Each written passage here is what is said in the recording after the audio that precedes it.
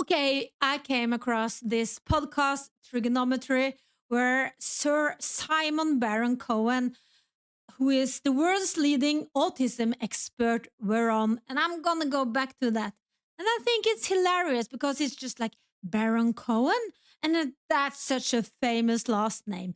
And he is the world's leading expert on autism, is the cousin of Borat or Sasha Baron Cohen, of course. But I think it's hilarious. And if you don't know who Borat is, this figure, it's a fail. It's a failure in your upbringing. Your parents did something wrong if you don't know who Borat is, Allergy, and all of his iconic figures. Anyways, I want to talk about the world's leading autism expert and comment on what he said on trigonometry.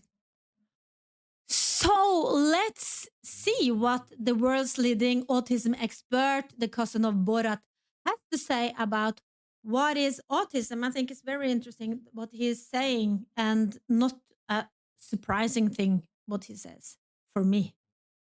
Let's start with the basics. What is autism? It sounds like a very basic, straightforward question. I work at the Autism Research Centre. We've got a team of about 50 people.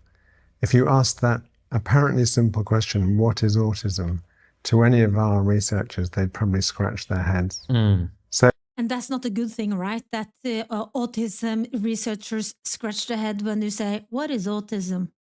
Not helping the neurospicy. I can have a go at giving you my definition. Yes, please. So autism for me is a disability and a difference. So the disability tends to be in social relationships, communication, adjusting to unexpected change. So people with autistic people struggle with those things. The differences tend to be, I would say, mostly positive. Things like excellent attention to detail, excellent memory for detail, very strong pattern recognition. So we might talk about that because that was the topic of my recent book. And some of those differences are strengths, as I said. The pattern recognition trait, that neurospicy are so good at it, is that makes us very good analysts, I think, because you have the pattern recognition, and then you can do the entire analysis in your head very fast, and you can conclude on it very fast, and then you have innovative ideas of how to solve problems. Even talents. So that's why when I think about autism, the old view was that it was a disorder, even a disease, quite kind of pejorative language. Today we kind of use, I'm quite keen to hold on to the disability element. So when you get your diagnosis of autism, it should be a signal that you need support because you're struggling in some way. And I think that is very, very valid. I mean, like that, this is the most important thing, because people can say like, oh, it's my OCD doing this. But when it's a disability for you to have the OCD, the traits, the autistic traits, makes a disadvantage for you. Just like if you can't decode messages, or just like in Teams chat and everything, you can't quite decode what's going on at the workplace, for example. And then it becomes a disability for you because you can't really function in the social gatherings. That the next thing that is super interesting is the differences between the female and the males, the autism in the female and the males. Like all of these conditions, they present very differently in both male and female. Could you talk a little bit about that? Because again, I remember it's far easier to diagnose a boy with autism than it is with a girl. So let's talk about that a little bit. Yeah. So a number of things to bring out. You're right that for the history of autism, which goes back to the 30s or 40s, boys have been diagnosed more often as autistic. So clinicians have got used to sort of seeing boys in the clinic, and they tend to be things like lining things up in patterns, or, getting upset if things change in their routines. It's a whole set of kind of characteristics or symptoms that seem to kind of pick out someone who's an autistic boy. Mm-hmm. And the question is, now that we're starting to be better at diagnosing autism in girls, things are changing. More girls and women are seeking a diagnosis. Does autism look differently in them? And you see the same sort of traits, like an obsession or a very strong interest in a particular topic. But with a boy, it might be trains or vehicles. With a girl, it might be reading literature, where they're just immersed in the world of books, but they're doing it all the time. So you still have this kind of laser focus, but it's showing differently in girls and boys. Girls might become, or women might become, more interested in, animals, for example. Not just their own pet, but maybe lots of pets, or rescuing injured animals, or, so that kind of the very strong interest is there, but it's coming out differently in an autistic girl compared to an autistic boy. But it's all. And my obsessions were, of course, I was reading books all the time when I was a very young girl until my teens, and when I didn't have, I was playing football and reading books all the time. And also I got into Prince, and I was just like obsessing about Prince and getting everything and buying every vinyl, LP, single, everything with Prince. And it became just like a super obsession, and it was super exhausting. It was so exhausting. Also with the reading, it's so many books to read, and it ended up being so exhausting. So I just like had to tell myself to not obsess so much, and then it just like go from just like it's either black or white with women, right? So it just like super obsessing with Prince, and just like choosing not to ever obsess with an artist again. Just like it's either black or white. It's just like no nuances, no gray zones. So I think that is very interesting, the differences there between girls and boys. And it seems like men stick.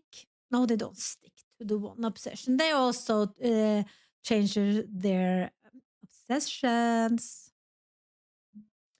And finally, let's hear what the world's leading expert says about what causes autism. Even though I don't like the thing causes, because, yeah, let's see. And how much do we know about where autism comes from? Like what causes it, if you might say? Yeah, we know a lot. So, the biggest part of the cause of autism is genetics. And that's because autism runs in families. That's how we know that. But also these days. And it's so important. I want to park the vaccine discussion forever, because it's destroying people with autism. Stop it. And I mean that from the bottom of my heart. Stop it. It's genetics, and you inherit it.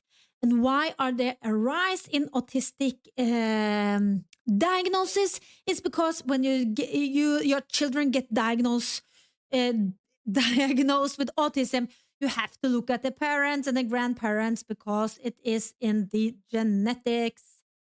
I want to emphasize this. The field of molecular genetics is thriving, and a month doesn't go past without new genetic evidence coming through linking autism to genetics. So we now know, for example, there are over 100 genes that are associated with autism. So autism isn't the result of a single gene. There's lots of genes involved. The genes that have been found are mostly what are called rare genetic variants or mutations. And they're only seen in about, 5 or 10% of autistic people. But they're much more common. Those mutations are much more common in autism compared to the general population. But that's not the whole of the genetic element, because there's also common genetics involved. So genes that we all carry in the population, but which come in different versions of the gene. And increasingly, scientists are finding many of these common genetic variations are also linked to autism. And it's all about, the combination of these common genetic variants that may be more common in autistic people. So there's genetics. It's not 100% genetic. You can have two identical twins where one is autistic and one isn't. So if autism was 100% genetic, then given the identical twins, and that's why it complicates things, right? Because when you can't say it's 100% genetics, then the crazy anti-vaxxers comes and say it is the vaccines. Twins are like clones of each other. If one is autistic, then the other one should also be. But the fact that you can find pairs of twins they're called discordant, means there must be a non-genetic element as well. And we've been looking at the role of hormones, particularly sex-linked hormones like testosterone and estrogen. And we started looking at that partly because autism is diagnosed more often in boys, and the male fetus produces twice as much testosterone as the female fetus, and that this hormone changes brain development, during pregnancy, changing the way that the baby's brain is developing. So we looked at that, and through collaborations with Danish scientists, we found indeed that kids who go on to have a diagnosis of autism had elevated levels of testosterone and estrogen in the womb. So their brains were exposed to higher levels of these hormones. And these hormones can interact with the genetics. So the genetics are still important, but the hormones come in and change the genes, change gene expression. So it's quite a complex story. You asked me, what seemed like a straightforward question, what causes autism? But it's quite complex. Well, we have lots more stupid questions that are quite complicated answers. It wasn't stupid. I'm kidding. Yeah. And I think a combination of genetics and hormones. I think this is so interesting, and I'm so happy they are doing it, and with Danish scientists as well. So I'm just like, oh, look at that smile. I think it's so great that they're researching it, and I like his calmness. I like how calm he is when he speaks about it. And I think now is the time to ask any question about what is autism and what causes it and why are you born with it, because I'm 100% believer of that you are born autistic. You're either born neurotypical or you are born neurodiverse. I hope you enjoyed this, and please, I will have a link to the entire podcast. It's super interesting to see the entire podcast. Simon Baron Cohen is a super nice researcher. He's so good. I can't imagine how, when he meets with Sasha, it must be so interesting. Just like maybe Sasha is autistic. I don't know. But these crazy persons that he creates, it's madness. Oh, did I say autistic people are madness? No, I did not. Please subscribe to my channel. It helps me so much. Until next time, and comment, engage, like, and whatever. Hope you enjoyed this. Bye bye.